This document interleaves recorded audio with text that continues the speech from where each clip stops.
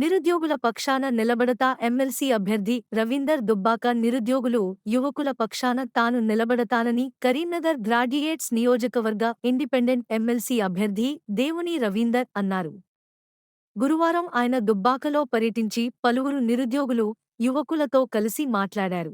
కరీంనగర్, మెదక్, నిజామాబాద్, ఆదిలాబాద్ జిల్లాల పట్టభద్రుల నియోజకవర్గ ఎమ్మెల్సీ అభ్యర్థిగా పోటీ చేస్తున్న దేవునూరి రవీందర్ గురువారం దుబ్బాకలో పర్యటించారు. వినిట్ అధ్యక్షులు బాబురావు గారు మరియు సెక్రటరీ సంజయ్ రెడ్డి గారు మరియు కార్యవర్గ సభ్యులు మరియు అడ్వకేట్ న్యాయవాద మిత్రులందరికీ, మీడియా మిత్రులందరికీ పేరు పేరున నమస్కారం.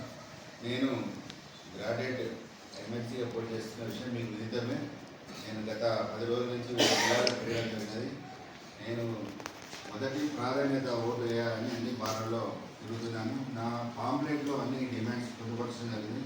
ముందుగా నిరుద్యోగుల పక్షాన జాబ్ క్యాలెండర్ వేసే విధంగా కృషి చేస్తాను.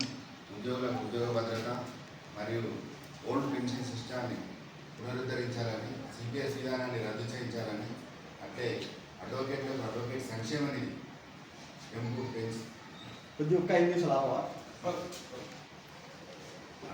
అడ్వకేట్ నిధి పెంచుతూ వారు కూడా ఎంతో ఇన్సూరెన్స్, జూనియర్ న్యాయవాదులకు స్టైఫండ్ ఇచ్చే విధంగా కృషి చేస్తానని హామీ ఇస్తున్నాను.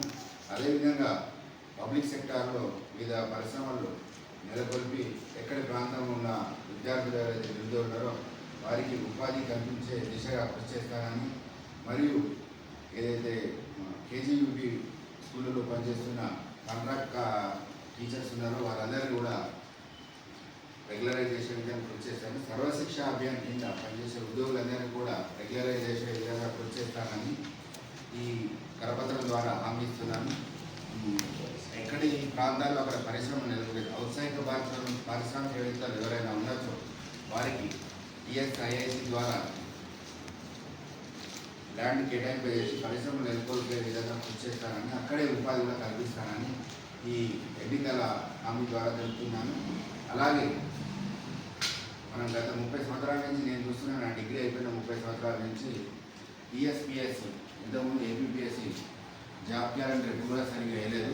ప్రతి సంవత్సరం జాబ్ క్యాలెండర్ వేయించి అదే సంవత్సరం నోటిఫికేషన్తో పాటు రిజల్ట్, రిక్రూట్మెంట్ విధానం మొత్తం ఏకకాలంలో ఒకటే సంవత్సరంలో అయిపోయే విధంగా కృషి చేస్తానని ఈ ఎన్నికల హామీ ద్వారా తెలుపుతున్నాను. మీరందరూ కలిసి బార్ అసోసియేషన్ వివిధ వర్గాల బార్ అసోసియేషన్ నుంచి అయితే నేను అడ్వకేట్గా ఉన్నాను. చాలామంది అడ్వకేట్ నేను అప్రిషియేట్ చేస్తాను. మీరు ముందుకు వెళ్ళండి, మీకు అందరికి మద్దతు ఇస్తాము అని అన్ని బార్లు కూడా చెప్తున్నారు. అదేవిధంగా దుబ్బాక బార్లు జరగదని మా అధ్యక్షులు గారు రమ్మన్నారు. ఈరోజు మా అధ్యక్షులు గారి కోరిక మేరకు ఇక్కడ జరిగిన మా దుబ్బాక బార్ కూడా నాకు సంపూర్ణంగా మద్దతు ఇస్తుందని, మొదటి ప్రాధాన్యత ఓటుతో నన్ను ఆశీర్వదిస్తూ బలపడి తెలియజేస్తారని ఆశిస్తున్నాను. ఫార్మర్ ఇక్కడ ఉండాలి కాబట్టి దుబ్బాక బార్ ఉండాలి, ఉంటేనే కొద్దిగా ప్రాబ్లమ్స్ అన్ని సెటిల్ అయిన ఉద్దేశంతో చేసినాం. కానీ ఇటువంటి వాళ్ళు ఎమ్మెల్సీకి వెళ్తే, ప్రెసిడెంట్ ఎమ్మెల్సీ వెళ్తే కొంతమంది కొత్తలో